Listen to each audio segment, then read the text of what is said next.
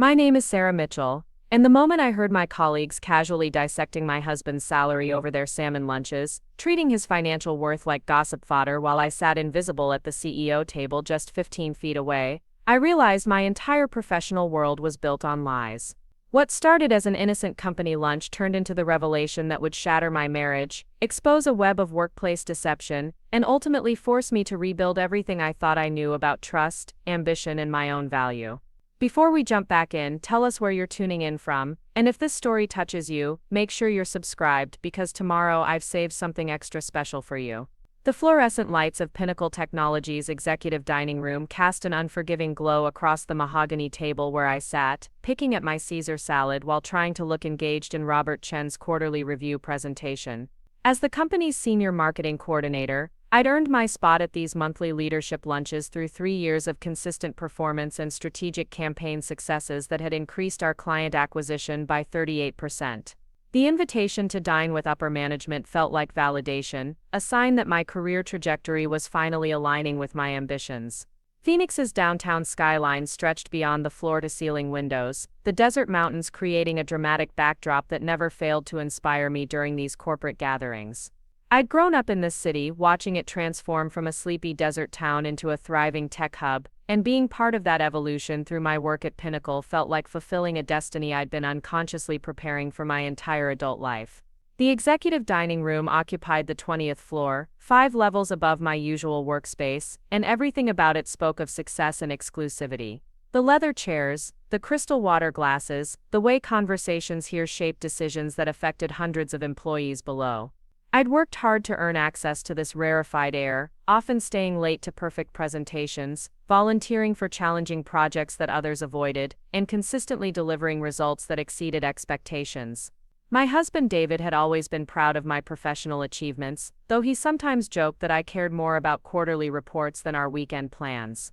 He worked as a senior software engineer at CloudSync Solutions, a position that provided steady income and reasonable work-life balance, but he'd never shown the same hunger for advancement that drove my daily decisions. While I strategized about market positioning and client relationships, David seemed content with his coding projects and predictable schedule. Our 8-year-old daughter Emma often asked why mommy worked such long hours, and I'd explain that building something important takes dedication and sacrifice. I wanted her to see that women could claim space in boardrooms, could earn respect through competence and vision. The CEO table felt like proof that my efforts were creating the professional legacy I hoped to leave for her.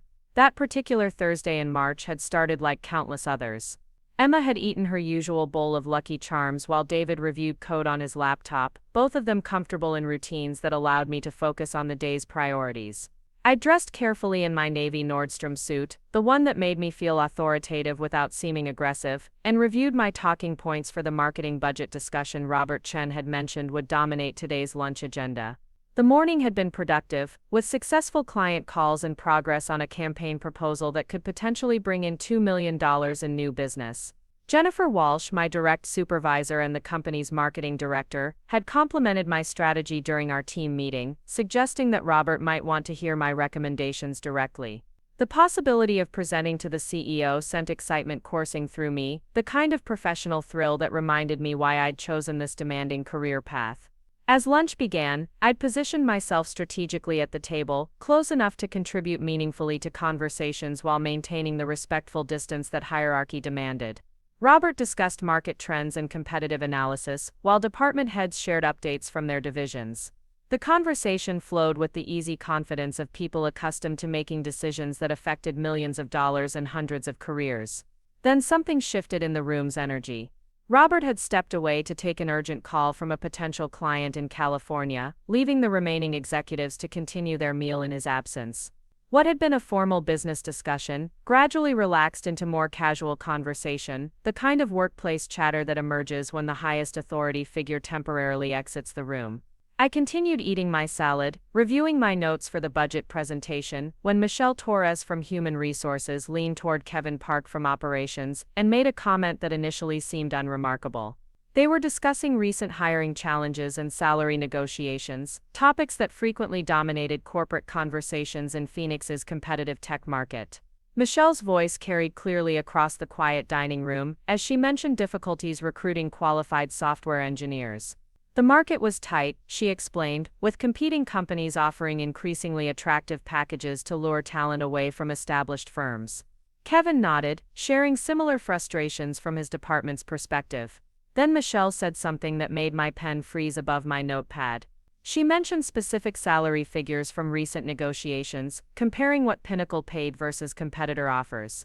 The numbers she cited were substantially higher than what I'd assumed market rates to be, but her next words sent ice through my veins. She specifically mentioned David's name and his exact salary at CloudSync Solutions. $95,000 annually, she said with casual certainty, noting that he'd been approached by Pinnacle's recruiting team 6 months earlier, but had declined their offer of $110,000 because he was satisfied with his current position and didn't want the stress of changing companies. My husband had been offered a job at my company, a position that would have paid him $15,000 more than he currently earned, and I'd known nothing about it. More disturbing was the realization that his current salary was nearly double what I'd believed he was making. For our entire marriage, David had told me he earned $52,000 annually, the same amount I made at Pinnacle. The conversation continued around me, but their words became distant noise as my mind raced to process this information. David and I had combined our finances from the beginning of our relationship, maintaining joint accounts and making major financial decisions together. Or so I'd thought. If he was actually earning $95,000, where was that additional money going? Why had he lied about his income for years? I forced myself to continue taking notes, maintaining the appearance of professional engagement while my personal world crumbled beneath the surface. Michelle and Kevin moved on to other topics, completely unaware that they'd just shattered my understanding of my own marriage. The casual way they discussed David's salary suggested this information was common knowledge in Phoenix's tech community, making me feel like the only person who'd been kept in the dark about my. Preparing and narrating this story took us a lot of time, so if you are enjoying it, subscribe to our channel. It means a lot to us. Now back to the story. My own husband's career. When Robert returned from his call, I managed to deliver my budget presentation with what I hoped appeared to be confidence and competence. The numbers and projections flowed from my mouth automatically, muscle memory from countless similar presentations, while my mind remained fixated on the revelation about David's deception. Robert approved my recommendations with minimal discussion, praising my thorough analysis and strategic thinking. The praise that should have felt like professional validation instead felt hollow and meaningless. How could I trust my judgment about market analysis and consumer behavior when I'd been so completely wrong about the person I shared a bed with every night? If David could maintain such an elaborate financial deception for years, what else about our relationship was built on lies? As the lunch concluded and executives began returning to their offices, I lingered in the dining room, staring out at the Phoenix skyline while trying to formulate a plan for addressing what I'd learned. The mountains in the distance looked the same as they had 2 hours earlier, but everything else in my life had fundamentally changed. The trust that formed the foundation of my marriage had been revealed as fiction, and I had no idea how to rebuild something so completely destroyed. Jennifer Walsh approached as I gathered my materials, asking if I was feeling well. I must have looked as shaken as I felt, though I assured her I was simply tired from working late on the campaign proposal. She accepted my explanation with a concerned nod, reminding me that maintaining work-life balance was important for sustained performance. Work-life balance. The irony of her comment wasn't lost on me as I contemplated confronting my husband about his secret income and mysterious job offer. The life I'd thought I was balancing had turned out to be carefully constructed theater, with David as both director and lead actor in a performance I'd never realized I was watching. Walking back to my office on the 15th floor, I felt disconnected from the familiar surroundings that had represented security and purpose just hours earlier.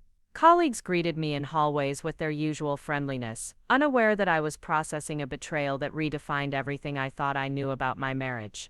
The professional achievement of dining with executives felt insignificant compared to the personal crisis now demanding my attention. Emma would be getting out of school in 3 hours, expecting to find her parents united in the comfortable partnership that had defined her childhood. David would return from work with his typical stories about coding challenges and team meetings, continuing the elaborate charade that had apparently been running for years. How many times had he complained about our tight budget while secretly earning nearly twice what he'd claimed? How many financial decisions had we made based on information he knew was false? The afternoon stretched endlessly as I attempted to focus on routine tasks while my mind churned through implications and possibilities. Every email felt trivial, every meeting seemed pointless when compared to the confrontation waiting at home. I'd built my career on analyzing data and identifying patterns, but I'd completely missed the most important deception happening in my own life. As 5 o'clock approached, I realized I had no strategy for addressing David's lies.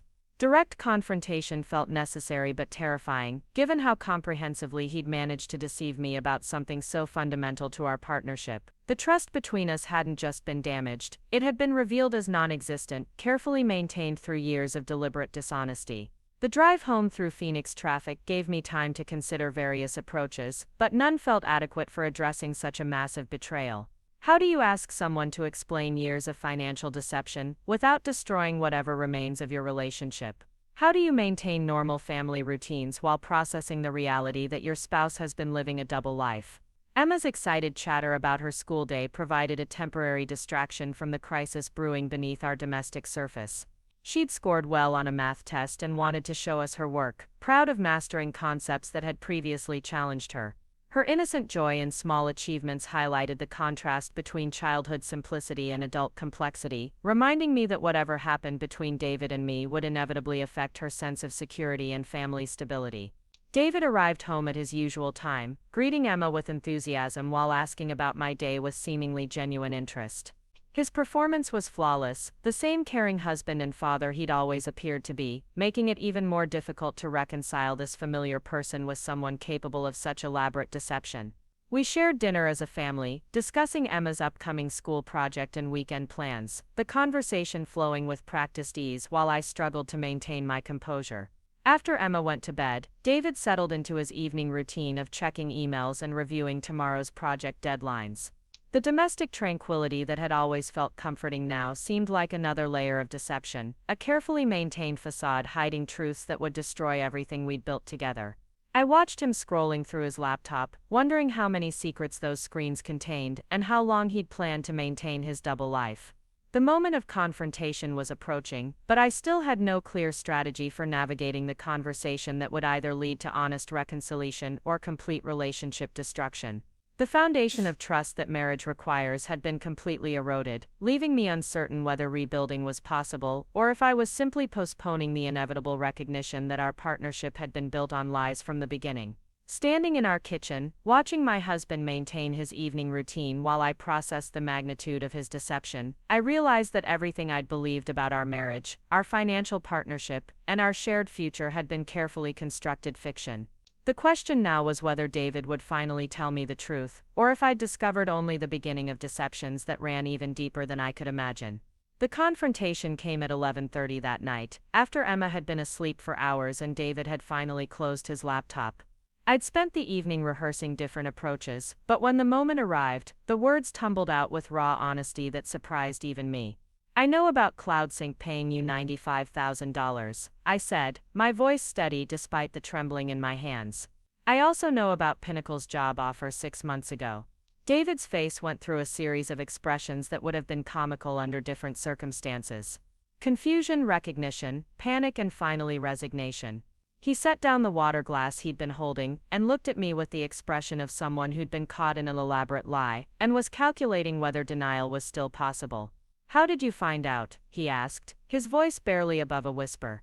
The question itself was an admission of guilt, confirming what I'd hoped might somehow be a misunderstanding or mistaken identity. There would be no innocent explanation, no confusion about different David Mitchells working in Phoenix tech companies. My husband of 10 years had been systematically lying to me about his income since before Emma was born. "That's what you're concerned about, how I found out, not why you've been lying to me for years." The anger I'd been suppressing all afternoon finally found its voice. "Where has that extra money been going, David? What have you been doing with $43,000 a year that I didn't know existed?" David moved to the kitchen island, putting physical distance between us while he formulated his response. The man I'd shared a bed with for a decade suddenly felt like a stranger, someone whose motivations and character I'd completely misjudged. The comfortable intimacy of our evening routine had been replaced by the tension of an interrogation. "It's complicated," he began, but I cut him off before he could construct another elaborate fiction. "No, it's actually very simple. You've been lying to your wife about your income while we've made financial decisions based on false information. Either you tell me exactly where that money has been going, or this conversation ends with me calling a divorce attorney tomorrow morning. The ultimatum surprised me as much as it did David. I hadn't planned to threaten divorce, but the words felt right as they left my mouth. Trust formed the foundation of marriage, and without it we were just two people sharing living expenses and childcare responsibilities. If David couldn't be honest about something as basic as his salary, what other deceptions had I failed to notice? David sat heavily on one of our kitchen stools, suddenly looking older than his 38 years. The confident software engineer, who solved complex problems for a living, appeared overwhelmed by the relatively simple task of explaining his financial behavior to his wife. "I've been saving it," he said finally. "Most of it anyway. There's an account you don't know about." The admission hit me like a physical blow. Not only had David been lying about his income, but he'd been secretly accumulating wealth while allowing me to worry about our family's financial security. How many times had I stressed about Emma's college fund, or our emergency savings, while David knew we had resources he'd hidden from me? "How much money are we talking about?" I asked, dreading the answer. "Around $270,000. The number hung in the air between us like a toxic cloud. Nearly $300,000 that I'd had no knowledge of, money that could have changed countless decisions we'd made as a family. The vacation to Disneyland I'd researched but decided we couldn't afford. The private music lessons Emma had wanted but we'd deemed too expensive. The stress I'd carried about our mortgage payments and retirement planning while David secretly accumulated wealth. Why, the question came out as barely more than a breath. Why would you do this to us? To me, David's explanation, when it finally came, revealed layers of deception and rationalization that made his salary lies seem almost minor by comparison. The secret account had started as a small emergency fund, money he'd set aside without telling me because he wanted to surprise me with a down payment on a larger house. But as the amount grew, so did his sense of power and control over our family's future.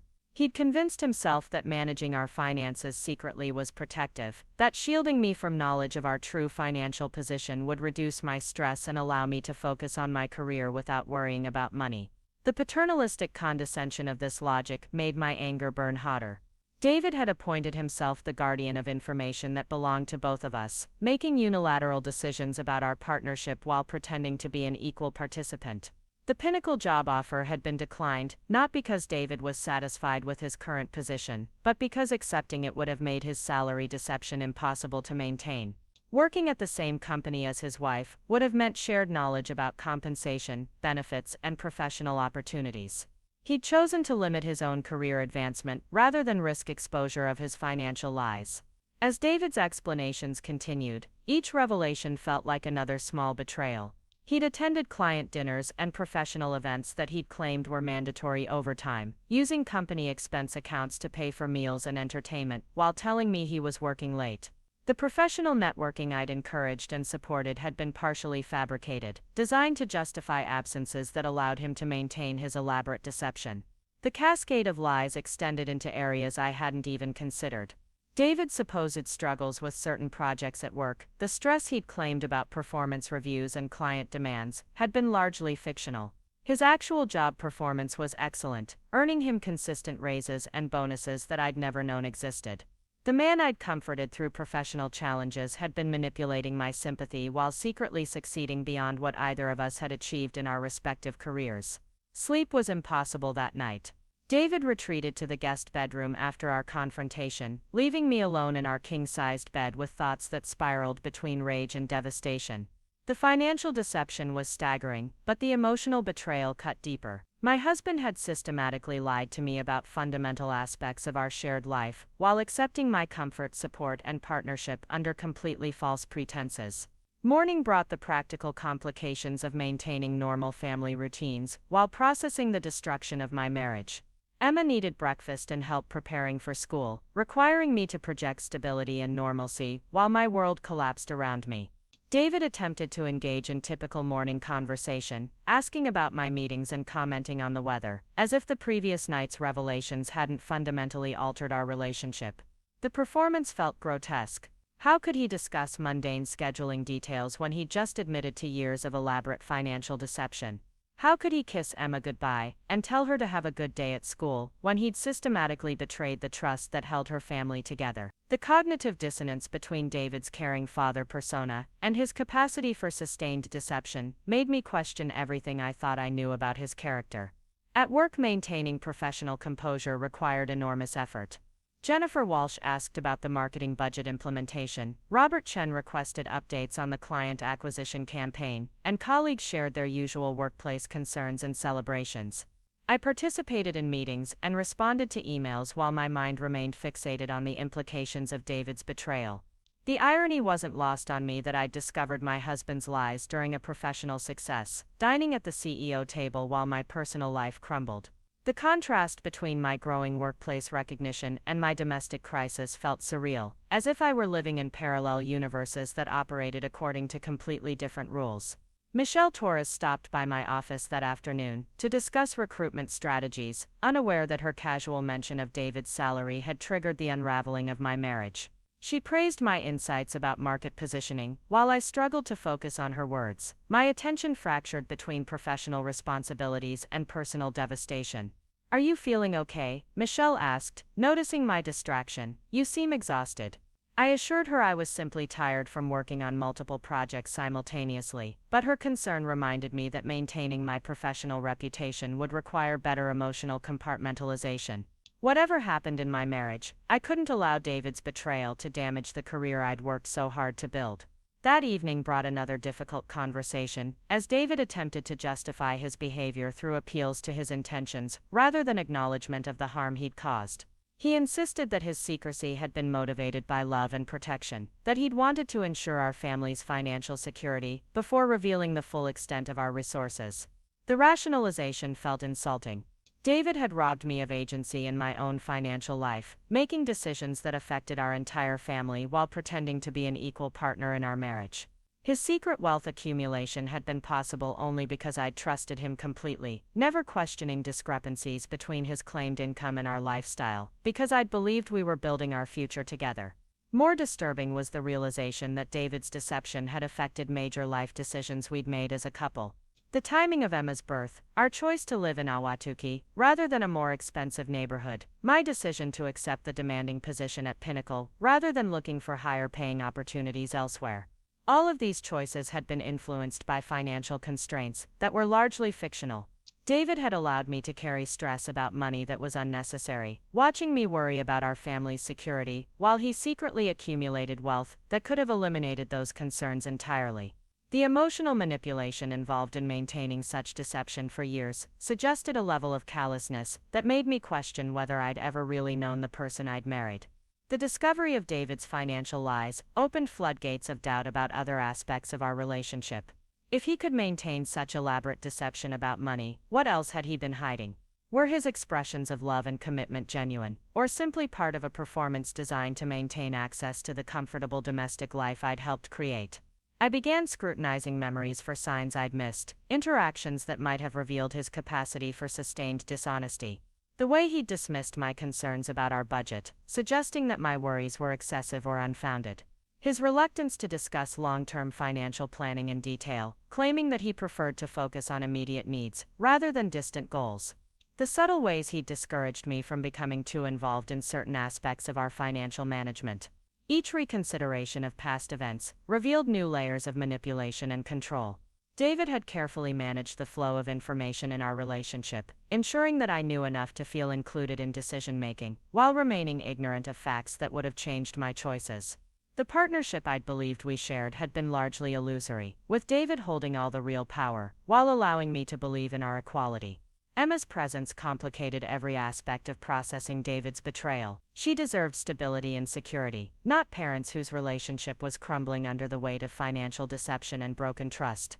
Yet continuing to live with David while knowing the extent of his lies felt impossible. How could I model healthy relationships for my daughter, while remaining in a marriage built on systematic dishonesty?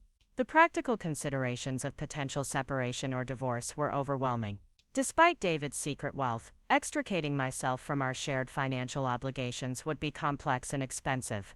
Our house, our joint accounts, our intertwined credit histories would all need to be disentangled. The legal costs alone could consume significant resources, and David's hidden assets might complicate property division in ways I couldn't anticipate. More importantly, I realized that I couldn't trust David to be honest about the full extent of his financial resources during divorce proceedings. If he'd hidden nearly $300,000 from his wife, he was certainly capable of concealing additional assets from attorneys and judges. The discovery of his secret account might represent only the beginning of financial deceptions that ran much deeper. Work became my refuge during this period, the one area of my life where competence and achievement remained possible. Marketing campaigns were performing well, client relationships were strong, and my colleagues respected my judgment and expertise. The professional validation helped counterbalance the personal devastation, reminding me that I had value and capabilities independent of my marriage. Jennifer Walsh mentioned the possibility of a promotion to senior marketing director, a position that would involve managing a larger team and developing strategy for Pinnacle's expansion into new markets.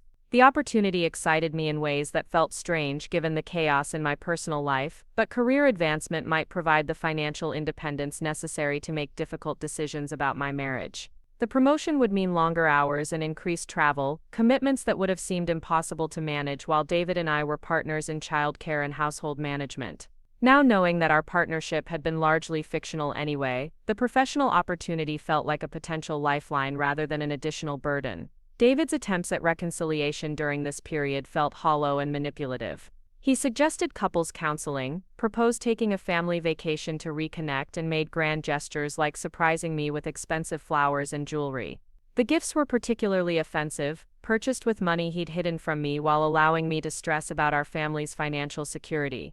His apologies focused on his intentions rather than the impact of his actions, emphasizing his love for our family while minimizing the betrayal involved in years of systematic deception. David seemed to believe that explaining his motivations would somehow excuse the damage he'd caused, that understanding why he'd lied would make the lies themselves forgivable. The conversation that finally shattered any possibility of reconciliation came 2 weeks after my initial discovery of David's financial deception. I'd been researching our options for marriage counseling, trying to determine whether our relationship could be rebuilt on a foundation of honesty, when I found evidence of additional lies that made his salary deception seem almost minor by comparison. While looking for our insurance documents in David's home office, I discovered correspondence related to investment accounts I'd never known existed. Not only had David been hiding current income, but he'd been secretly investing in stocks, bonds, and real estate for years. The portfolio was worth nearly $500,000, money that had been accumulated through systematic deception about our family's financial resources.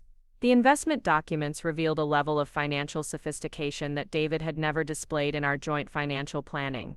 He'd been researching markets, analyzing trends, and making strategic decisions about wealth accumulation while pretending to defer to my judgment about our family budget.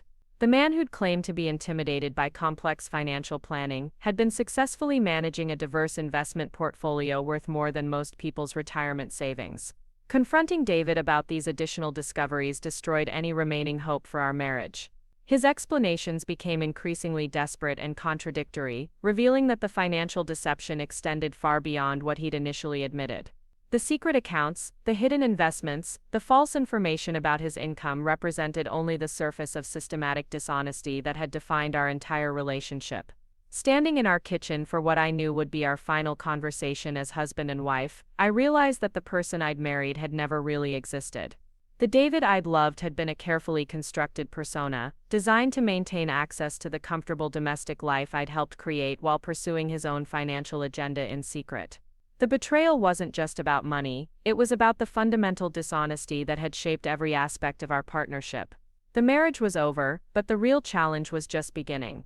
Extracting myself and Emma from the web of deception David had created would require legal expertise, emotional strength, and financial resources I wasn't sure I possessed. The man I'd trusted completely had revealed himself to be someone I couldn't trust at all, and rebuilding my life would mean starting over in ways I'd never imagined would be necessary. The divorce attorney's office smelled like leather and disappointment, its mahogany furnishings and legal diplomas creating an atmosphere of formality that made the destruction of my marriage feel official and irreversible. Patricia Valdez had come highly recommended by Ashley Rodriguez, my neighbor who'd gone through her own contentious divorce 3 years earlier. Patricia's reputation for handling complex financial cases involving hidden assets had attracted clients throughout Phoenix's professional community. The discovery of undisclosed marital assets changes everything about property division, Patricia explained, reviewing the documentation I'd gathered about David's secret accounts and investments. Arizona is a community property state, which means half of everything accumulated during your marriage belongs to you, regardless of whose name appears on the accounts. The legal terminology felt surreal. Terms like fraudulent concealment and fiduciary duty described the breakdown of trust that had once formed the foundation of my family. What had been an intimate betrayal between spouses was now a matter for courts and legal precedent, reducing years of shared life to financial calculations and custody arrangements. Patricia's preliminary assessment suggested that David's hidden wealth totaled closer to $800,000 when all accounts and investments were properly valued. The number staggered me, representing more money than I'd imagined we could accumulate in a lifetime of careful saving. David had been secretly wealthy while allowing me to worry about our family's financial security, watching me stress about Emma's college fund while he accumulated resources that could have funded her entire education. The process of financial discovery would be lengthy and expensive, Patricia warned. David would likely contest every aspect of asset division, especially given his apparent sophistication in hiding money from his wife. Forensic accountants would need to trace fund transfers, investigate additional accounts that might not yet be discovered, and determine the timeline of when various assets were acquired. Your husband has demonstrated a pattern of financial deception that suggests there may be additional assets we haven't uncovered yet. Patricia noted, people who hide money rarely stop at one secret account. We'll need to conduct a thorough investigation to ensure we've identified everything. The legal fees for such comprehensive discovery would consume most of my savings, but Patricia assured me that Arizona law allowed for the recovery of attorney costs in cases involving hidden marital assets.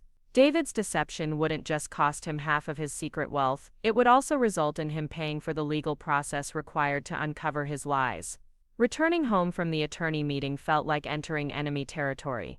David was helping Emma with her homework at the kitchen table, the picture of domestic normalcy that had once brought me comfort but now felt like another performance designed to maintain appearances.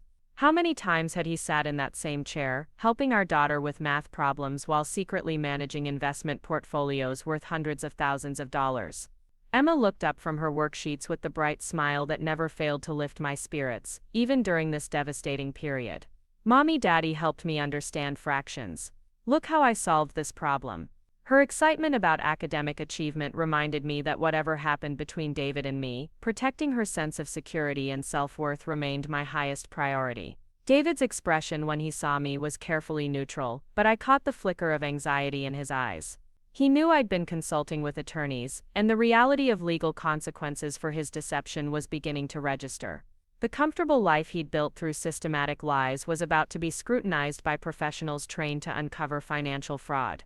We need to discuss logistics, I said after Emma had finished her homework and gone to watch television in the living room. Patricia Valdez will be representing me in divorce proceedings. You'll need your own attorney. David's face went pale. Despite weeks of conversations about the destruction of our marriage, the mention of formal legal representation made the situation feel suddenly concrete and irreversible. Sarah, please, can't we work this out between ourselves? Lawyers will just make everything more expensive and contentious. The suggestion was absurd given the extent of his financial deception. David had demonstrated that he couldn't be trusted to provide honest information about our marital assets, making mediated settlement negotiations impossible.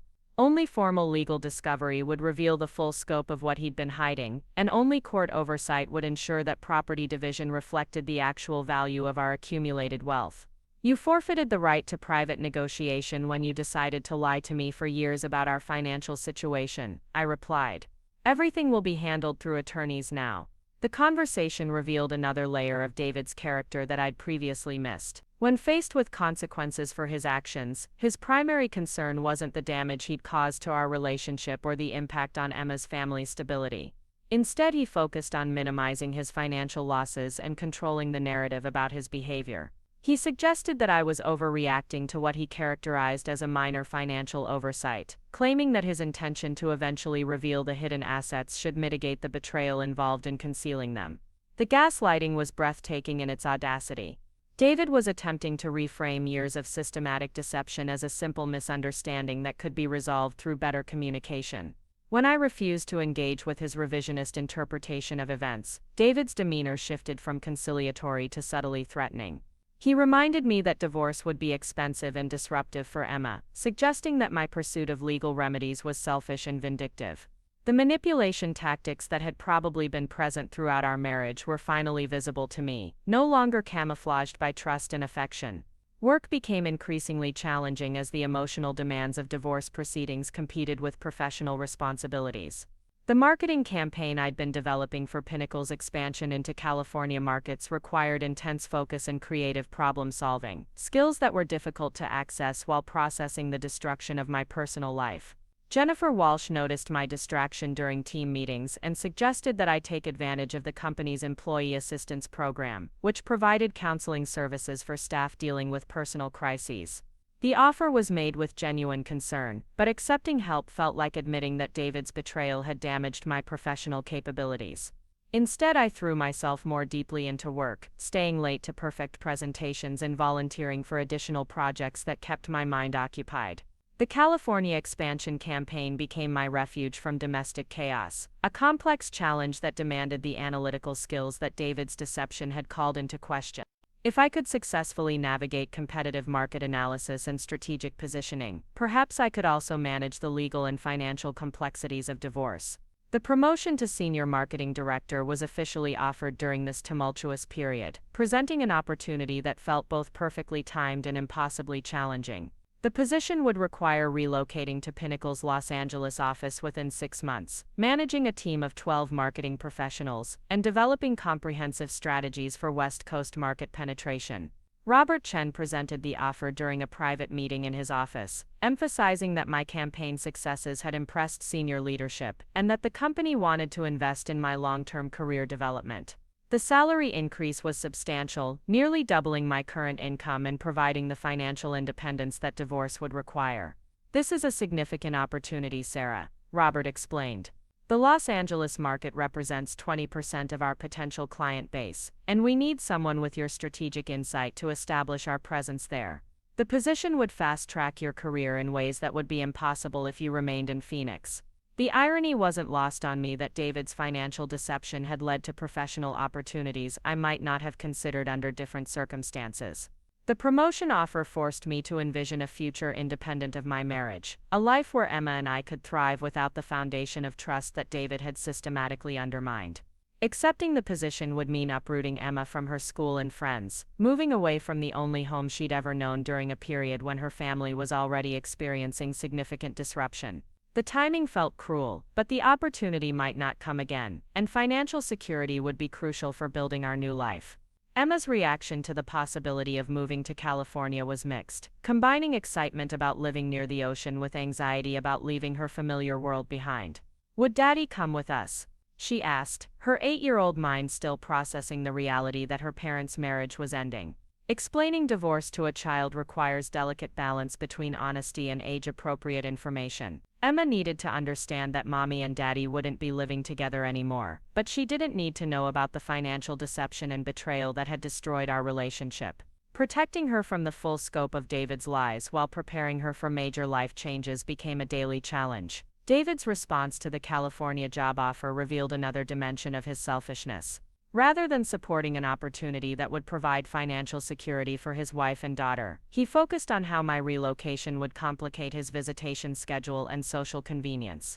The man who'd hidden hundreds of thousands of dollars from his family was concerned about the minor inconvenience of traveling to see his daughter.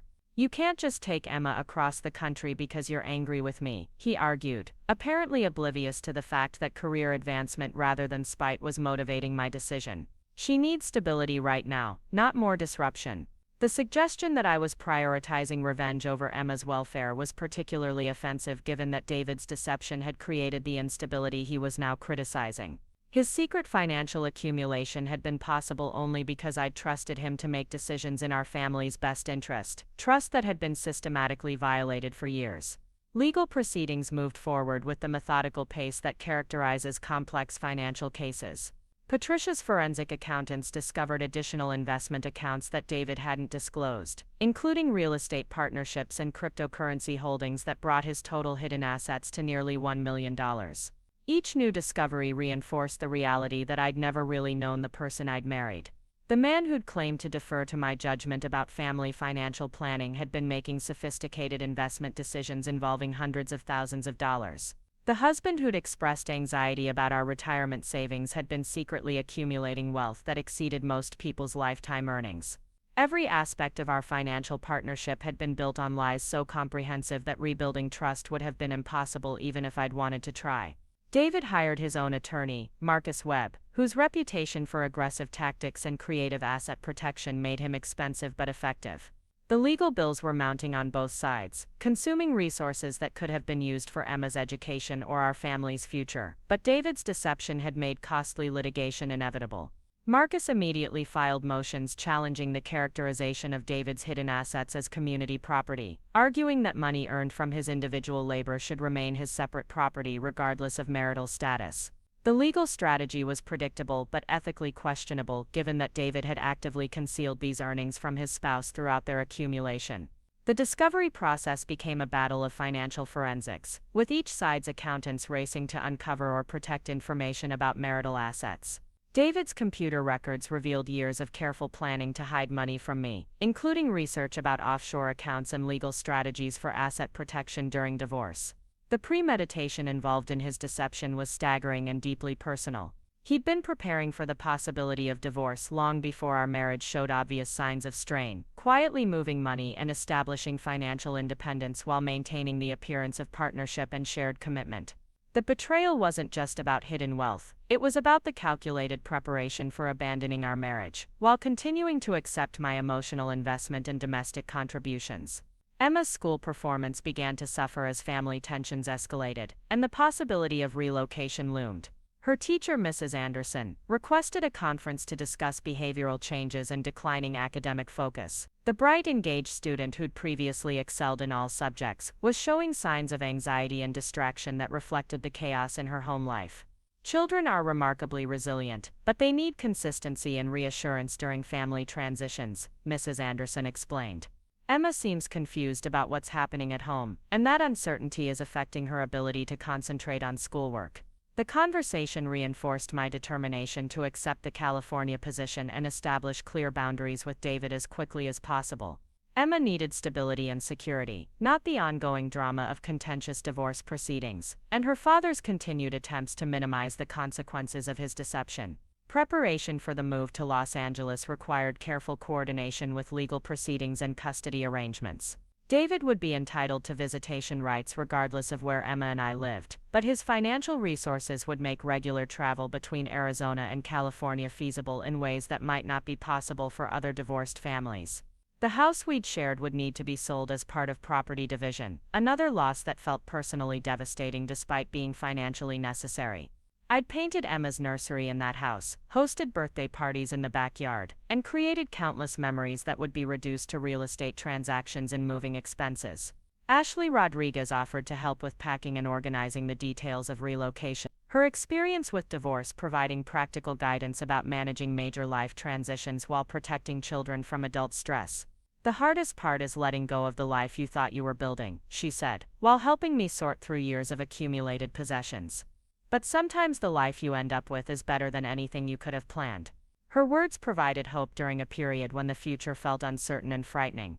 The marriage I'd invested 10 years building had been revealed as fiction, but the career opportunities and personal strength I was discovering might create possibilities I'd never considered before. David's betrayal forced me to reevaluate everything. The revelation of David's hidden wealth had initially felt like the ultimate betrayal, the discovery that destroyed any possibility of reconciliation or trust. But as legal proceedings progressed and the scope of his deception became clear, I began to understand that his lies had actually freed me from a relationship that had never been the partnership I'd believed it to be. The man I'd loved had been carefully constructed fiction, designed to maintain access to domestic comfort and social respectability while pursuing his own agenda in secret. The real David was someone who could lie to his wife for years about fundamental aspects of their shared life, who could watch her worry about financial security while secretly accumulating wealth, who could plan for divorce while accepting her continued emotional investment and household contributions. Recognizing the truth about David's character was painful but ultimately liberating. I'd been trying to save a marriage that had never really existed, fighting for a partnership that had been one-sided from the beginning. The financial deception was merely a symptom of deeper character flaws that would have eventually destroyed our relationship regardless of whether I'd discovered his lies. Standing in our kitchen on what would be one of our final evenings as a family unit, watching David help Emma with homework while I knew the full extent of his deception, I felt a strange sense of clarity. The life I was about to leave behind had been built on lies, but the future I was moving toward would be founded on truth, independence, and the hard-won knowledge that trust must be earned rather than assumed. The journey ahead would be challenging, but it would be authentic in ways that my marriage had never been. Emma and I would build something real together, something that couldn't be destroyed by hidden accounts or secret investments because it would be based on genuine partnership and shared commitment to each other's well-being. The final custody hearing took place on a scorching July morning in Phoenix, the kind of desert heat that made the courthouse steps shimmer like a mirage. Emma sat beside me in the hallway, swinging her legs from the wooden bench while coloring in a Disney princess book that Ashley had thoughtfully provided as a distraction. At 9 years old, she'd grown accustomed to these legal appointments that punctuated our new routine, though she still asked questions I struggled to answer about why Daddy needed a judge to decide when he could see her. Patricia Valdez emerged from the courtroom with an expression that immediately told me everything I needed to know. The settlement negotiations had finally concluded after 8 months of forensic accounting, depositions, and legal maneuvering that had cost both David and me substantial amounts in attorney fees, but had ultimately revealed the full scope of his financial deception. "We got everything we asked for," Patricia said quietly, mindful of Emma's presence. Full custody with supervised visitation for the first 6 months, then standard alternating weekends and holidays. The financial settlement is better than we initially hoped for, and the judge was not pleased with Mr. Mitchell's pattern of asset concealment. The numbers were staggering when Patricia explained them in detail later that afternoon. David's hidden wealth had ultimately totaled nearly $1.2 million when all accounts, investments, and cryptocurrency holdings were properly valued. As community property accumulated during our marriage, I was entitled to half of everything, plus additional compensation for attorney fees and the costs associated with uncovering his deception. More importantly, the judge had been particularly critical of David's behavior throughout the proceedings. His attempts to minimize his financial misconduct and characterize his lies as simple oversights had backfired spectacularly. The forensic evidence clearly demonstrated years of systematic deception, including research into asset protection strategies and offshore accounts that suggested premeditation rather than spontaneous poor judgment. "Your ex-husband's credibility is permanently damaged in this court system," Patricia explained. "Any future modifications to custody or support arrangements will be evaluated with full knowledge of his history of dishonesty. That protection extends to Emma's welfare and your ability to make decisions about her upbringing." The settlement would provide financial security I'd never imagined possible, but more importantly, it validated the betrayal I'd experienced and the difficult decisions I'd made in response to David's lies. The legal system had recognized that his behavior constituted serious marital misconduct that warranted consequences beyond simple property division. Los Angeles had exceeded every expectation I'd harbored about professional opportunities and personal growth. The Pinnacle Technologies West Coast office operated with an energy and innovation that made Phoenix's corporate culture seem provincial by comparison. My team of marketing professionals was brilliant, ambitious, and collaborative in ways that made complex projects feel like creative adventures rather than corporate obligations. The California expansion campaign had succeeded beyond Robert Chen's most optimistic projections, establishing Pinnacle as a major player in the Los Angeles tech consulting market within 6 months of my arrival. Our client acquisition rate had exceeded targets by 40%, and several Fortune 500 companies had signed long-term contracts based on marketing strategies I'd developed and implemented. "You've transformed our West Coast presence," Robert told me during my annual performance review. "The board has approved creation of a vice president of strategic marketing position, and I'd like you to consider accepting it. The role would involve oversight of marketing operations across all company locations, with significant autonomy and a compensation package that reflects your contributions. The promotion would make me one of the youngest vice presidents in Pinnacle's history and would provide financial resources that ensured Emma's security regardless of any future changes in David's support obligations. More importantly, it represented recognition of capabilities I'd discovered through adversity, skills that might have remained dormant if David's betrayal hadn't forced me to rebuild my professional identity from the ground up." Emma had adapted to California life with the resilience that seemed to characterize her approach to most challenges. Her new school, Pacific Elementary, offered programs for gifted students that hadn't been available in Phoenix, and she'd formed friendships with classmates whose families reflected the diversity and ambition that defined our new community. "I like it here better than Arizona," she told me one evening while we walked along Manhattan Beach, collecting shells and watching surfers navigate the sunset waves. "The ocean makes everything feel bigger and more possible." Her observation captured something essential about our transformation. The geographical distance from Phoenix had created psychological space for reimagining our lives, in ways that wouldn't have been possible while remaining surrounded by memories of David's deception and the marriage that had been built on lies. Emma's relationship with her father had evolved into something more structured but ultimately healthier than the daily interactions that had once characterized their connection. David flew to Los Angeles twice monthly for scheduled visits, taking Emma to Disneyland, exploring museums, and participating in activities that required actual planning and intentional engagement rather than casual proximity. The supervised visitation period had concluded after 6 months when David completed court-mandated financial transparency counseling and demonstrated consistent compliance with support obligations. The counseling had apparently helped him understand the impact of his deception, though his expressions of remorse often felt more focused on the consequences he'd experienced than the harm he'd caused Emma and me. "Daddy seems different now," Emma observed after one of his visits, "more nervous, like he's trying to make sure I have fun instead of just being regular daddy." Her insight was remarkably perceptive. David's parenting had become more intentional but less natural, as if he were following a script designed to maximize positive interactions rather than simply enjoying his daughter's company. The loss of daily intimacy had forced him to work harder for Emma's affection, but it had also eliminated his ability to take her love for granted. Financial independence had provided opportunities I'd never considered possible during my marriage. Emma and I lived in a beautiful apartment in Manhattan Beach, close enough to the ocean that we could hear waves from our bedroom windows and walk to the shore whenever we needed perspective or peace.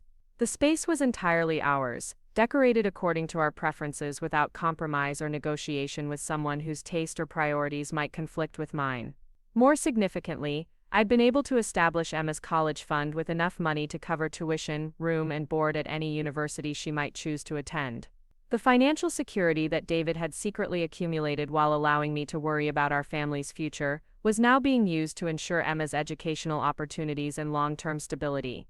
The legal settlement had also enabled me to help Ashley Rodriguez with the down payment for her first house, a gesture that felt like closing a circle of support that had sustained me through the darkest period of my divorce. Her friendship had been instrumental in my survival and recovery, and being able to contribute to her family's stability provided satisfaction that went beyond simple financial generosity. Professional recognition had extended beyond Pinnacle to the broader marketing community. I'd been invited to speak at conferences about crisis management and strategic pivoting, sharing insights about transforming unexpected challenges into competitive advantages. The presentations never mentioned the personal circumstances that had forced me to develop these skills, but the authenticity of my experience informed every recommendation I offered to other professionals facing similar transitions. "Your ability to maintain performance standards while managing personal upheaval is remarkable," said Dr. Jennifer Martinez, a business school professor who'd attended one of my presentations. "Have you considered teaching or consulting?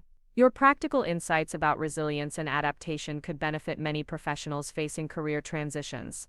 The suggestion planted seeds for future possibilities that extended beyond traditional corporate advancement. Teaching would allow me to help others navigate professional challenges while building on the knowledge I'd gained through my own difficult experiences. Consulting might provide even greater flexibility and autonomy, creating opportunities to work with diverse clients on problems that required creative solutions. Emma's academic performance had flourished in California's challenging educational environment. Her teachers consistently praised her curiosity, creativity, and collaborative skills, noting that she seemed comfortable with complexity and change in ways that distinguished her from many peers. The disruption of divorce and relocation had apparently strengthened rather than damaged her confidence and adaptability. "Emma approaches new challenges with unusual enthusiasm," her teacher Miss Peterson explained during parent conferences. "She seems to view obstacles as interesting puzzles rather than sources of stress. That perspective will serve her well throughout her education and career." The resilience Emma had developed through our family's transformation was becoming one of her defining characteristics, a strength that would benefit her regardless of what challenges she might face in the future. Watching her thrive despite the upheaval in her early childhood provided daily evidence that difficult decisions made for the right reasons could yield unexpected benefits. David's attempts to rebuild his relationship with Emma were ongoing, but complicated by the geographic distance and the structured nature of their interactions.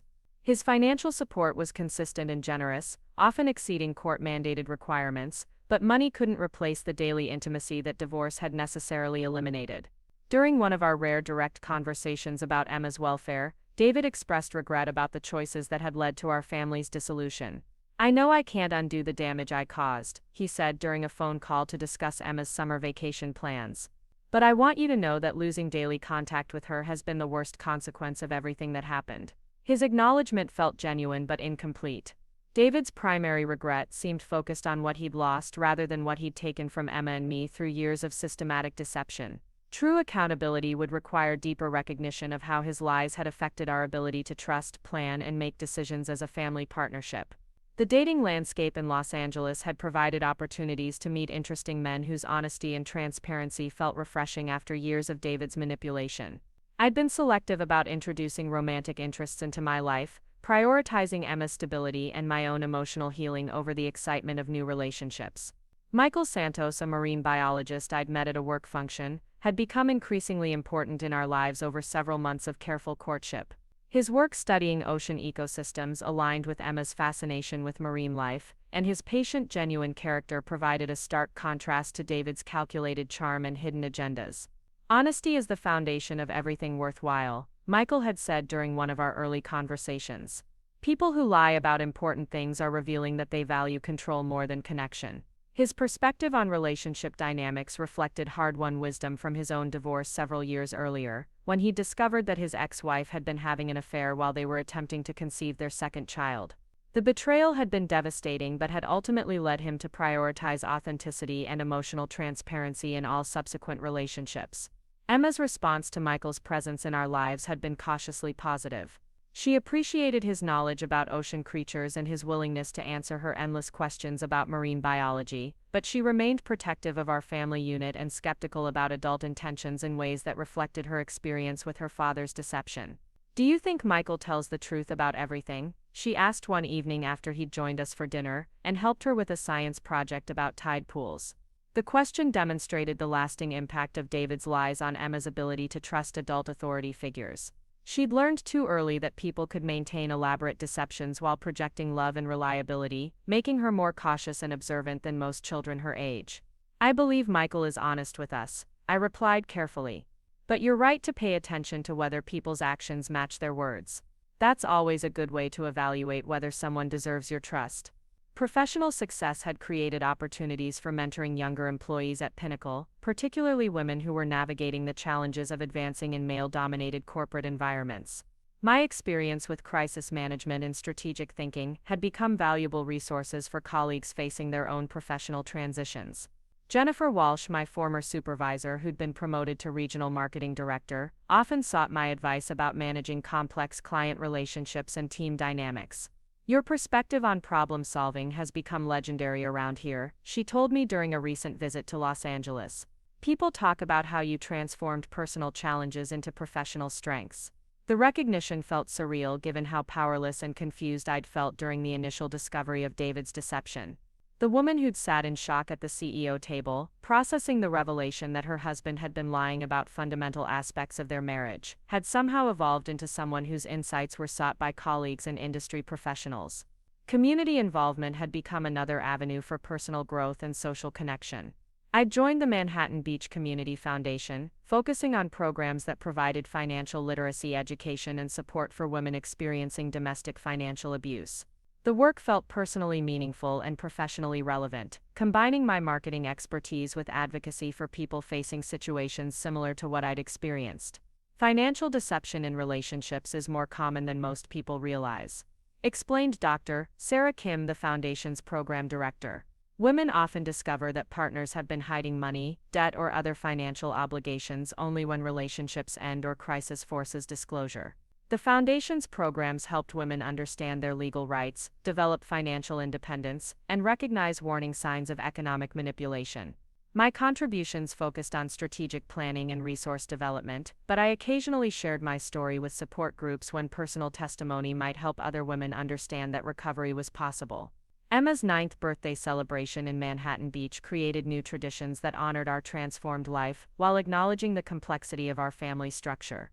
David flew in for the party, joining Michael and our California friends for an afternoon of beach activities and birthday cake that demonstrated how relationships could evolve beyond traditional nuclear family models.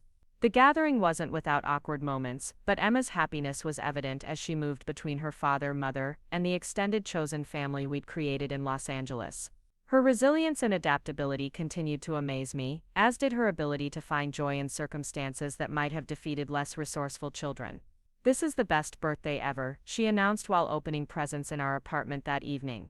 "I love having all my favorite people together, even if it's complicated." Her words captured the essence of our new reality. Life after David's betrayal was certainly more complex than the nuclear family structure we'd originally created, but it was also more authentic and ultimately more secure. The relationships we'd built were based on choice rather than obligation, transparency rather than deception, and mutual respect rather than manipulation.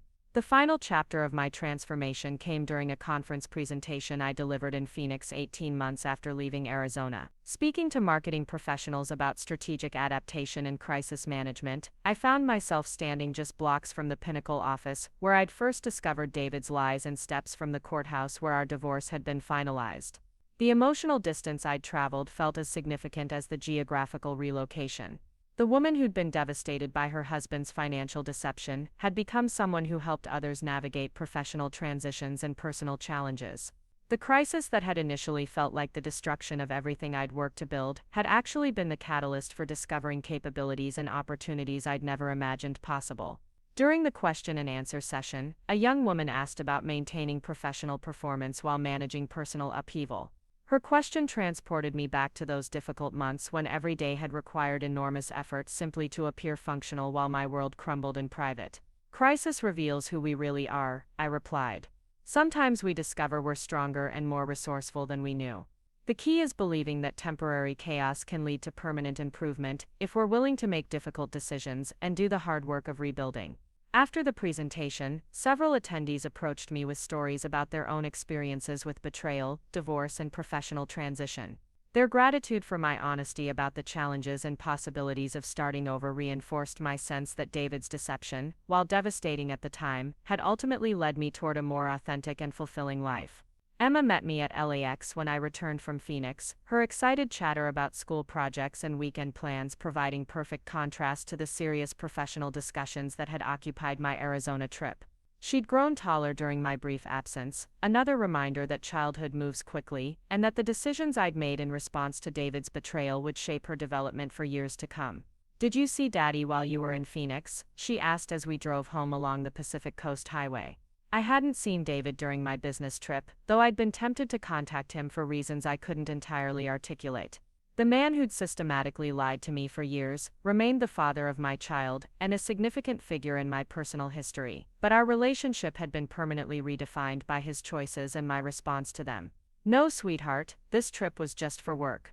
But you'll see Daddy next weekend when he comes for your soccer tournament." Emma nodded, satisfied with the explanation, and already moving on to other topics. Her ability to accept the complexity of our family structure without being consumed by it continued to inspire me. She'd learned to navigate divided loyalties and complicated emotions with grace that many adults never achieve. Standing on our apartment balcony that evening, watching surfers catch the last waves of daylight, while Emma worked on homework inside, I reflected on the journey that had brought us to this moment. David's financial deception had shattered my faith in marriage and partnership, but it had also freed me from a relationship built on lies, and opened pathways toward authenticity and independence I'd never considered. The woman who'd sat at that CEO table 18 months earlier, discovering that her colleagues knew more about her husband's income than she did, had been naive about trust and power dynamics in both professional and personal relationships.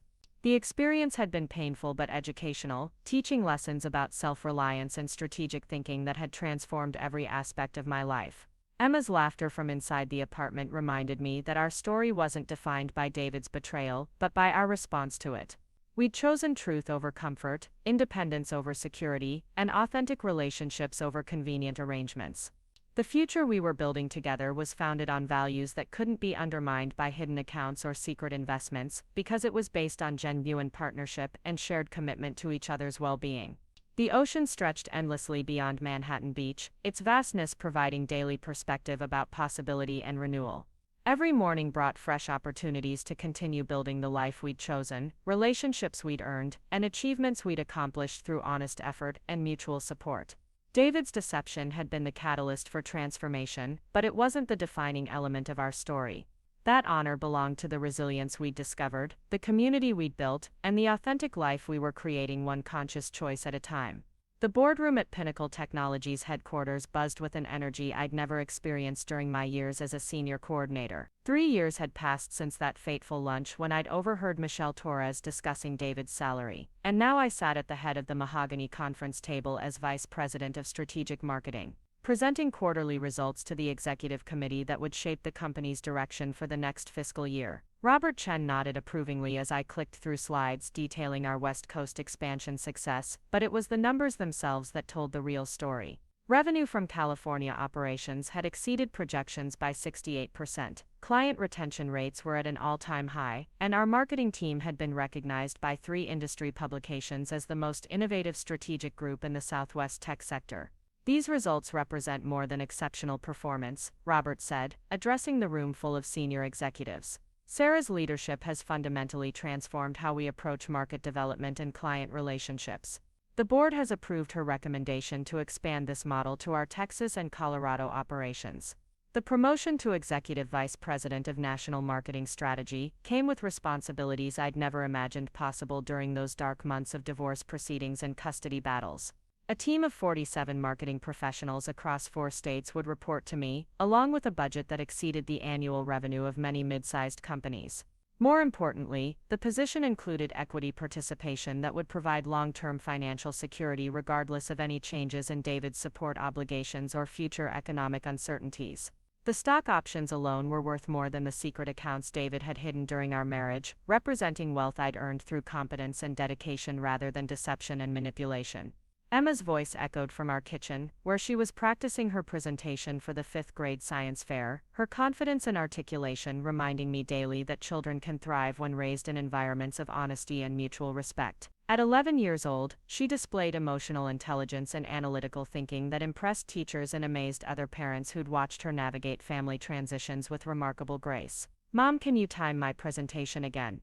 She called her project about marine ecosystem preservation reflecting both her intellectual curiosity and the values we'd cultivated together. "I want to make sure I can explain everything in exactly 5 minutes like the rules require." Her dedication to precision and excellence mirrored qualities I'd developed through professional challenges, but her approach was joyful rather than driven by fear or insecurity. The difference represented everything I'd hoped to achieve by removing her from David's influence and creating a home environment based on authentic partnership rather than hidden agendas. The science fair project had emerged from our weekend explorations of tide pools and marine sanctuaries along the California coast, adventures that had become central to our mother-daughter bonding, and Emma's developing passion for environmental science. Her research into coral reef degradation demonstrated sophisticated understanding of complex ecological relationships and genuine concern for planetary stewardship. Michael Santos had been instrumental in encouraging Emma's scientific interests, sharing his marine biology expertise, while maintaining appropriate boundaries about his role in our family structure.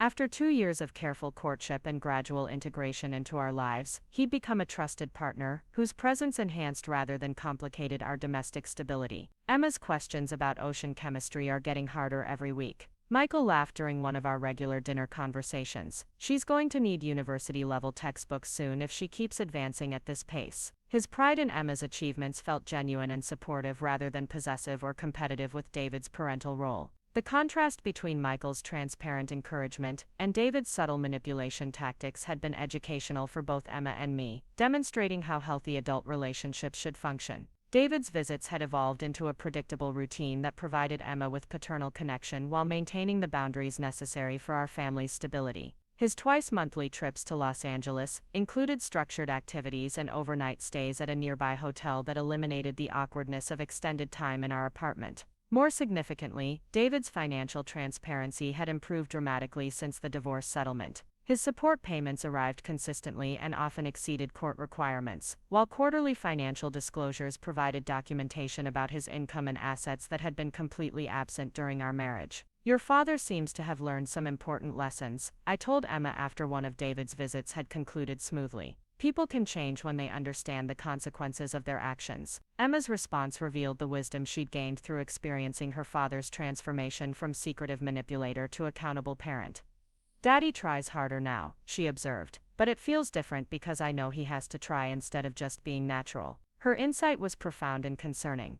David's improved behavior was largely motivated by legal requirements and custody considerations rather than genuine character development, creating interactions that felt performative rather than authentic. Emma had learned to appreciate his efforts while maintaining healthy skepticism about his motivations. The Manhattan Beach community had embraced our family with warmth that contrasted sharply with the judgment and criticism I'd experienced from my own parents during the crisis period. Neighbors, teachers, and local business owners had created an extended support network that provided Emma with multiple positive adult role models and diverse perspectives about life possibilities. Mrs. Chen, our elderly neighbor who'd emigrated from Taiwan 40 years earlier, had become an unofficial grandmother figure, whose stories about resilience and adaptation resonated deeply with our own experience of rebuilding after betrayal. Her weekly dinners featuring traditional recipes had introduced Emma to cultural perspectives that broadened her understanding of family structures and survival strategies. Starting over is frightening but also liberating,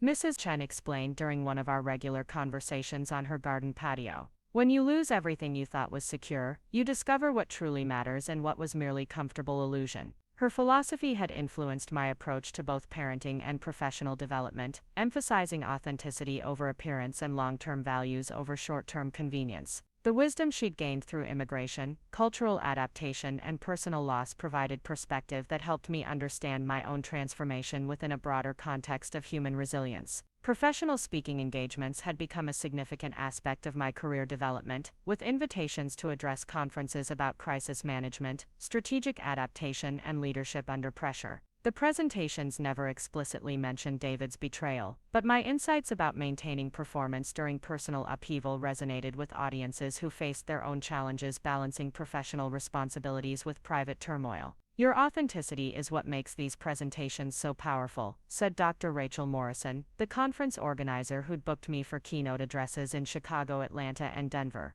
You're not theorizing about resilience, you're sharing practical wisdom gained through real experience. The speaking fees had become substantial enough to fund Emma's private education and contribute significantly to her college savings, providing financial independence that made David's support payments welcome but not essential. More importantly, the recognition had established my reputation as a thought leader whose insights extended beyond traditional marketing expertise. Emma's academic performance had flourished in California's challenging educational environment, with standardized test scores placing her in the 95th percentile nationally and teacher evaluations consistently praising her curiosity, creativity, and collaborative skills. The disruption of divorce and relocation had strengthened rather than damaged her confidence and analytical abilities. Emma approaches problems with unusual sophistication, her teacher Miss Rodriguez explained during parent conferences. She considers multiple perspectives and potential consequences before forming conclusions. That critical thinking ability will serve her well in advanced academic programs. The skills Emma had developed through navigating family transitions were translating into academic advantages that positioned her for accelerated programs and enhanced opportunities throughout her educational career. Her resilience had become a competitive advantage rather than simply a survival mechanism. College planning had begun earlier than typical, with Emma expressing interests in marine biology, environmental science, and international relations that reflected both her intellectual capabilities and the global perspective we'd cultivated through our California experiences. Universities with strong research programs and study abroad opportunities were already on our radar for future consideration. David's involvement in Emma's educational planning remained limited but cordial, with quarterly conversations about academic progress and long-term goals that demonstrated his continued investment in her success despite geographic distance. His financial contributions to her education fund had been generous and consistent, partially compensating for the years of hidden wealth that could have been used for her benefit earlier. I want to make sure Emma has every opportunity I can provide, David said during one of our rare direct conversations about her future. I know I can't fix the mistakes I made, but I can ensure they don't limit her possibilities. His commitment felt genuine, if somewhat transactional, focused on financial provision rather than emotional connection or meaningful guidance. The relationship between David and Emma would always be influenced by the trust issues created during his years of deception, but it had stabilized into something functional, if not intimate. Community involvement through the Manhattan Beach Environmental Foundation had provided opportunities to combine my professional skills with personal values, developing fundraising campaigns and educational programs that addressed ocean conservation and climate change awareness. The work felt meaningful in ways that corporate marketing rarely achieved, connecting strategic thinking with environmental advocacy. Your campaign for the marine sanctuary expansion raised twice what we projected, said Director Amanda Foster. The combination of emotional storytelling and data-driven arguments created compelling content that motivated both individual donors and corporate sponsors. The foundation work had introduced me to philanthropists, environmental scientists, and policy advocates whose dedication to larger causes provided perspective about purpose and legacy that extended beyond personal success or financial accumulation. These relationships had enriched my understanding of how professional capabilities could be applied to societal challenges. Emma's involvement in environmental activism had emerged naturally from our foundation connections and her scientific interests, with participation in beach cleanups, wildlife monitoring, and educational presentations that developed her leadership skills while contributing to causes she cared about passionately. "I want to study marine biology so I can help protect the oceans," she announced during a family dinner with Michael. "The coral reefs are dying because of pollution and climate change, and somebody needs to figure out how to save them." Her sense of purpose and commitment to environmental stewardship represented everything I'd hoped to instill through our post-divorce rebuilding process. The values we'd cultivated together were translating into concrete goals and meaningful action rather than simply abstract principles. Romantic relationships had required careful navigation given Emma's protective instincts and my own wariness about introducing complexity into our stable family structure. Michael's patience and genuine interest in both Emma's well-being and my professional success had gradually earned our trust through consistent behavior rather than grand gestures or elaborate promises. The contrast between Michael's transparent communication style and David's manipulative techniques had been educational for both Emma and me, demonstrating how healthy partnerships should function. Michael shared financial information willingly, discussed future plans openly, and never attempted to control or limit our independent activities or relationships. Healthy relationships enhance rather than restrict individual growth. Michael explained when Emma asked about the differences between her parents' marriage and our current situation. "People who truly love each other want their partners to succeed and be happy, even when that requires independence or difficult decisions." His perspective on relationship dynamics had influenced Emma's understanding of what to expect from future romantic partnerships and family structures. The lessons she was learning about mutual respect and authentic communication would protect her from the manipulation tactics that had characterized my marriage to her father. Financial planning had become a collaborative process that included Emma in age-appropriate discussions about budgeting, saving, and investment principles that would prepare her for independent money management. The transparency David had denied me was now a foundational element of our family's approach to financial decisions and long-term planning. Emma's allowance system required her to allocate money among spending, saving, and charitable giving categories, teaching practical lessons about financial responsibility while reinforcing our family values about community contribution. Her questions about investment strategies and college funding demonstrated sophisticated understanding of economic principles that many adults never master. "Why did Daddy hide money from us when we were married?" Emma asked during one of our financial planning conversations, her directness revealing continued processing of her father's behavior and its impact on our family. The question required careful balance between honesty about David's actions and protection of Emma's relationship with her father. "Adults sometimes make poor choices when they're afraid or confused," I explained. "Your father's decisions hurt our family, but they also taught us important lessons about honesty and trust." Emma's ability to understand complex family dynamics while maintaining love for both parents demonstrated emotional maturity that impressed therapists and educators who worked with children from divorced families. Her resilience had become a source of strength rather than simply a coping mechanism.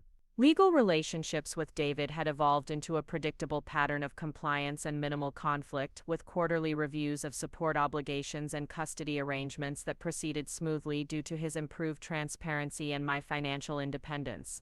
The contentious battles that had characterized our initial divorce proceedings had been replaced by business-like efficiency.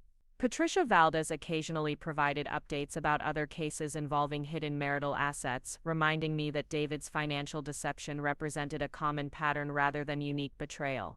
Financial abuse in marriage is more prevalent than most people realize, she explained. Your success in achieving independence and rebuilding provides hope for other women facing similar situations.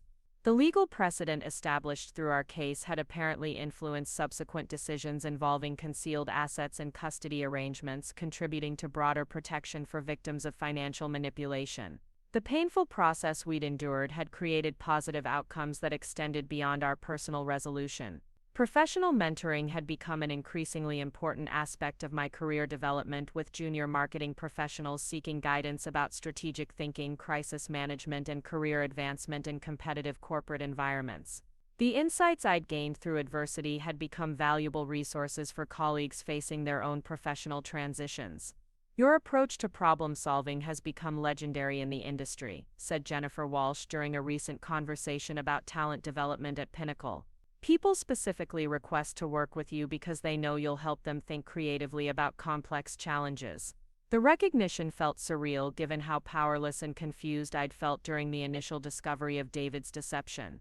The woman who'd sat in shock at that CEO lunch, processing the revelation that her marriage was built on lies, had somehow evolved into someone whose strategic insights were sought by industry professionals and conference organizers.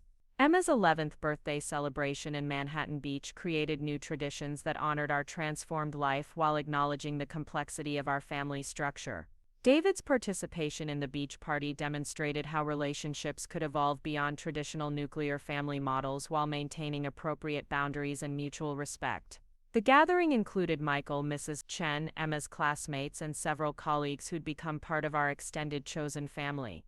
David's presence wasn't awkward but wasn't entirely natural either, reflecting the ongoing impact of his betrayal on family dynamics that might have been effortless under different circumstances.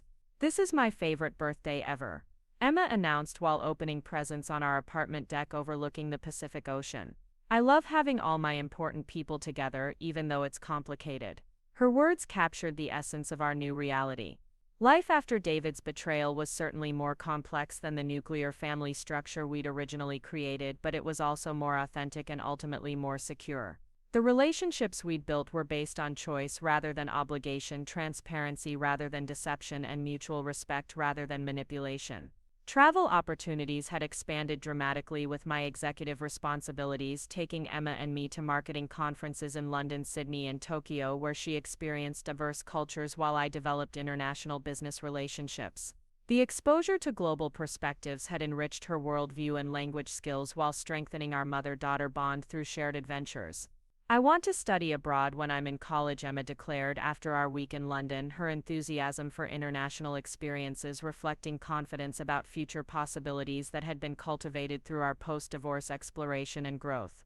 The transformation from financially dependent wife to internationally recognized executive had required enormous personal growth and professional development, but the journey had revealed capabilities and opportunities I'd never imagined possible during the comfortable complacency of my marriage to David. Standing on our apartment balcony 3 years after discovering David's deception, watching Emma practice her science fair presentation while the Pacific waves provided constant background music, I reflected on the unexpected gifts that had emerged from devastating betrayal.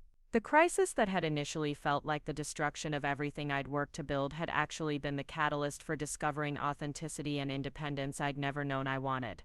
The woman who'd been shocked by overhearing casual discussion of her husband's salary had evolved into someone who helped others navigate professional transitions and personal challenges.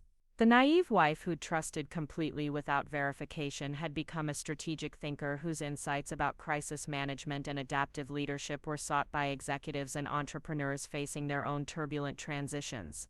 Emma's laughter carried across the evening air as she celebrated successfully memorizing her presentation, her confidence and joy providing daily evidence that difficult decisions made for the right reasons could yield unexpected benefits for entire families. The values we'd cultivated together were creating a foundation for her future that would protect her from the manipulation and deception that had characterized my own experience with marriage and partnership.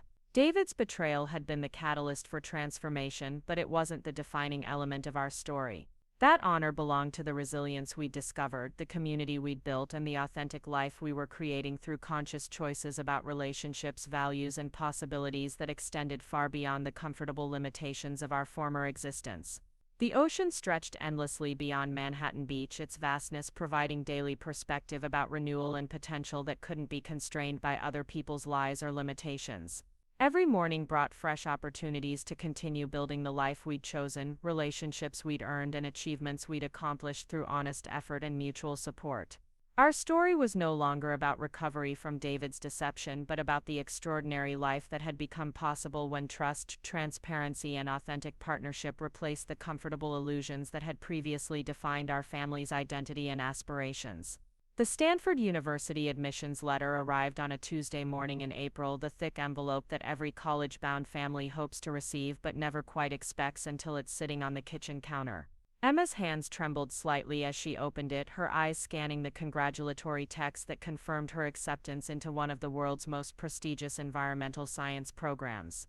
"Mom, I got in," she whispered, her voice carrying a mixture of disbelief and pure joy that made my heart swell with pride. "They're offering me the Presidential Scholarship for Academic Excellence and Community Service." 7 years had passed since that devastating lunch at Pinnacle Technologies when I discovered David's financial deception, and now my 18-year-old daughter was preparing to embark on her own journey of independence and achievement. The scholarship would cover her entire undergraduate education, a recognition of the academic excellence and leadership qualities she'd developed through our years of rebuilding and growth. The acceptance letter represented more than just educational opportunity, it validated every difficult decision I'd made in response to David's betrayal. The woman who'd been financially dependent and emotionally manipulated had raised a daughter capable of earning admission to elite institutions through her own merit and determination. Emma's graduation speech as valedictorian of Manhattan Beach High School had brought tears to the eyes of parents, teachers, and classmates who'd watched her navigate family complexity with grace while excelling academically and contributing meaningfully to environmental causes. Her presentation about ocean conservation and climate action reflected both scientific sophistication and passionate commitment to planetary stewardship. The challenges facing our generation require courage to confront uncomfortable truths and persistence to implement difficult solutions. Emma had told the graduation audience, "We can't afford to accept convenient lies when scientific evidence demands honest action and systemic change." Her words resonated deeply with my own experience of choosing truth over comfort, independence over security, and authentic relationships over convenient arrangements. The lessons she'd learned about integrity and resilience were now shaping her approach to global challenges that would define her generation's future. Michael's proposal came during a sunset walk along Manhattan Beach, the same stretch of sand where Emma had collected shells as a 9-year-old while processing her parents' divorce.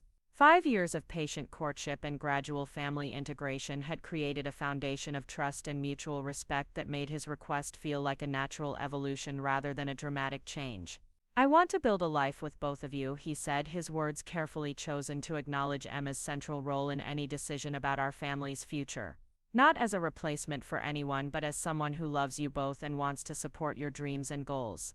The engagement ring was beautiful but modest, reflecting Michael's understanding that grand gestures mattered less than consistent behavior and genuine commitment. His proposal included detailed discussions about supporting Emma's college plans, maintaining David's parental relationship, and ensuring that our marriage would enhance rather than complicate the stability we'd worked so hard to achieve. Emma's reaction to our engagement was enthusiastically supportive, her maturity at 18 allowing her to understand how healthy partnerships should function while appreciating Michael's respectful approach to joining our family. "He makes you happy in ways that feel real," she observed. "And he's never tried to compete with Dad or control what we do." Her insight reflected the emotional intelligence she developed through experiencing both toxic and healthy relationship dynamics. The contrast between David's manipulative behavior and Michael's transparent communication had provided her with clear examples of what to seek and what to avoid in her own future partnerships. The wedding ceremony took place in our Manhattan Beach apartment with ocean views providing the backdrop for vows that emphasized partnership, honesty, and mutual support for individual growth. Emma served as maid of honor, her role acknowledging that this marriage was creating an expanded family structure rather than replacing existing relationships. David's attendance at the wedding surprised many guests but felt appropriate given our evolved co-parenting relationship. His presence demonstrated that family structures could be redefined through forgiveness and healthy boundaries rather than ongoing conflict and resentment. The man who'd systematically lied to me for years had become someone I could trust to fulfill his parental obligations while respecting the new life I'd built. "Thank you for raising such an extraordinary daughter," David said during the reception, his words carrying genuine gratitude rather than the performative charm that had characterized his behavior during our marriage. "Emma's strength and integrity reflect the values you've instilled in her." His acknowledgement felt like closure for the betrayal that had shattered our marriage while opening pathways toward authentic partnership with Michael. The journey from devastating deception to healthy love had required enormous personal growth and careful attention to the lessons learned through adversity.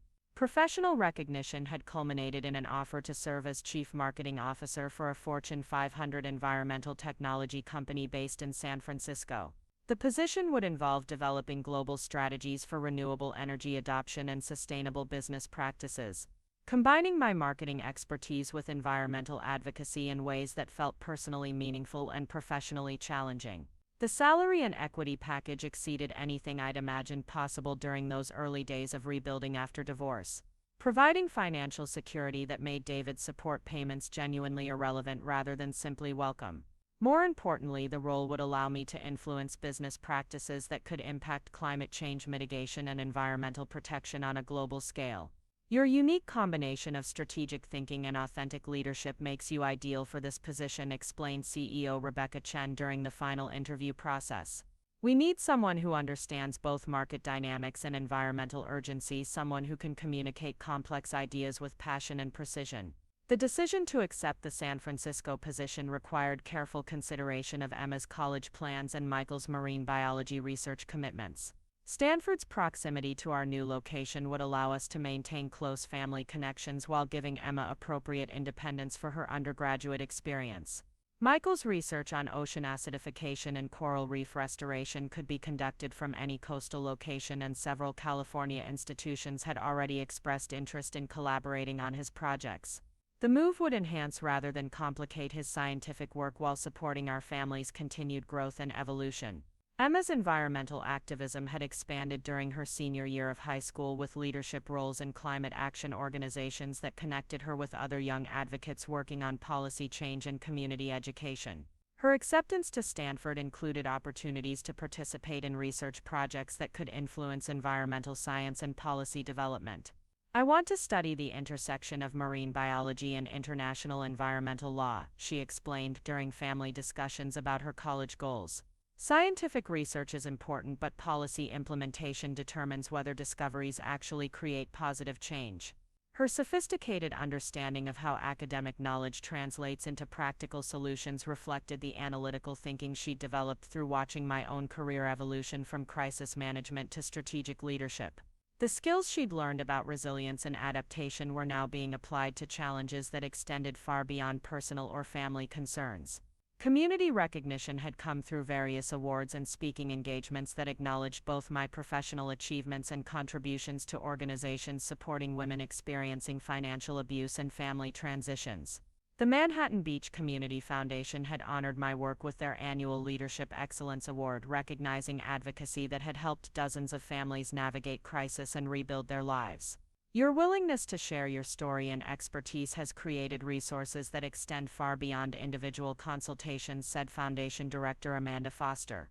"The programs you've helped develop are now being replicated in communities throughout California." The recognition felt meaningful because it connected personal healing with broader social impact. The crisis that had initially devastated my sense of security and trust had ultimately generated insights and resources that were helping other families facing similar challenges. Financial planning had evolved to include estate considerations and legacy planning that reflected our family's transformed structure and values. The wealth I'd accumulated through professional success would ensure Emma's educational opportunities while supporting environmental causes and organizations that aligned with our shared commitment to planetary stewardship. Conversations with financial advisors about inheritance and charitable giving provided opportunities to model responsible wealth management while reinforcing the importance of using resources to create positive impact rather than simply accumulating assets. The contrast with David's secretive hoarding of money was stark and intentional. Money should serve people and causes rather than becoming an end in itself, I explained to Emma during one of our regular discussions about financial responsibility. Your inheritance will provide security and opportunity, but your character and contributions will determine the impact you make. Emma's understanding of wealth as a tool for positive change rather than personal power reflected the values we'd cultivated together through our years of rebuilding and growth. The lessons about integrity and service would guide her decisions about resource allocation throughout her adult life. International opportunities had emerged through my new role with travel to environmental conferences and business meetings in Europe, Asia, and Australia that provided global perspective on sustainability challenges and innovative solutions. Emma's spring break trip to participate in coral reef research in Australia represented the kind of educational experience that had been unimaginable during my financially dependent marriage to David.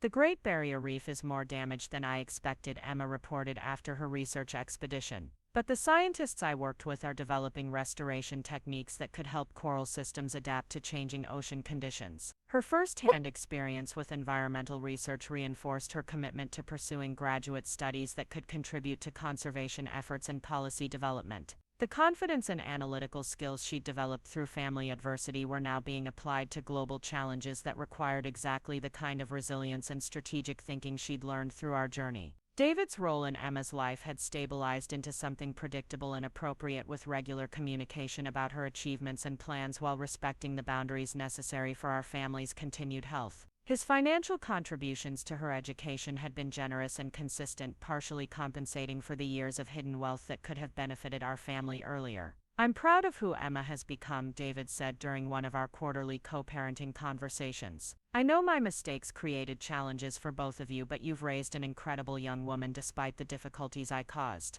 His acknowledgement of responsibility felt genuine and represented significant growth from the gaslighting and manipulation that had characterized his behavior during our marriage and initial divorce proceedings. The relationship between David and Emma would always carry the weight of trust issues created by his deception, but it had evolved into something functional and mutually respectful. Mentorship opportunities had multiplied through my executive role, with junior professionals seeking guidance about career development, work-life balance, and strategic thinking in competitive corporate environments. The insights I'd gained through crisis management and adaptive leadership had become valuable resources for colleagues facing their own professional and personal transitions. Your approach to problem solving has influenced our entire corporate culture, said my assistant director during a recent team evaluation. People feel empowered to think creatively about challenges because you've demonstrated that obstacles can become opportunities when approached with the right mindset. The recognition was gratifying because it validated the transformation I'd undergone from victim of financial manipulation to leader whose experience with adversity had generated practical wisdom about resilience and strategic adaptation.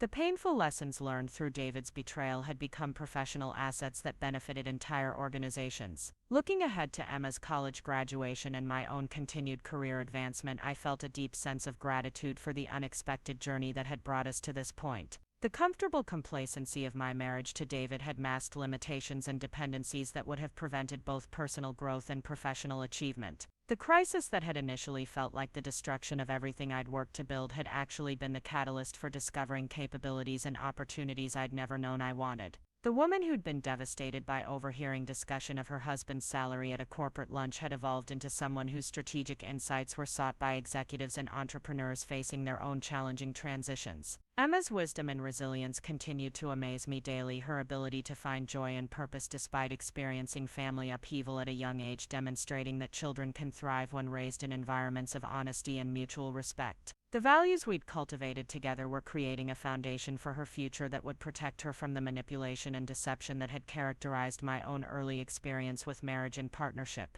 Standing on our San Francisco apartment balcony on Emma's 18th birthday, watching her prepare for the next phase of her education and independence, I reflected on the extraordinary transformation that had been possible when trust, transparency, and authentic partnership replaced the comfortable illusions that had previously defined our family's identity and aspirations. Our story was no longer about recovery from David's deception, but about the remarkable life that had become possible when courage overcame comfort, truth defeated convenience, and genuine relationships replaced performed partnerships. The future stretched before us with possibilities that had been unimaginable during those dark months of discovering betrayal and navigating divorce. The woman who'd sat in shock at that CEO table 7 years earlier, processing the revelation that her marriage was built on lies, had become someone whose life provided evidence that devastating betrayal could transform into extraordinary opportunity when faced with honesty, determination, and unwavering commitment to authentic values and relationships. Up next, you've got 2 more standout stories right on your screen. If this one hit the mark, you won't want to pass these up. Just click and check them out.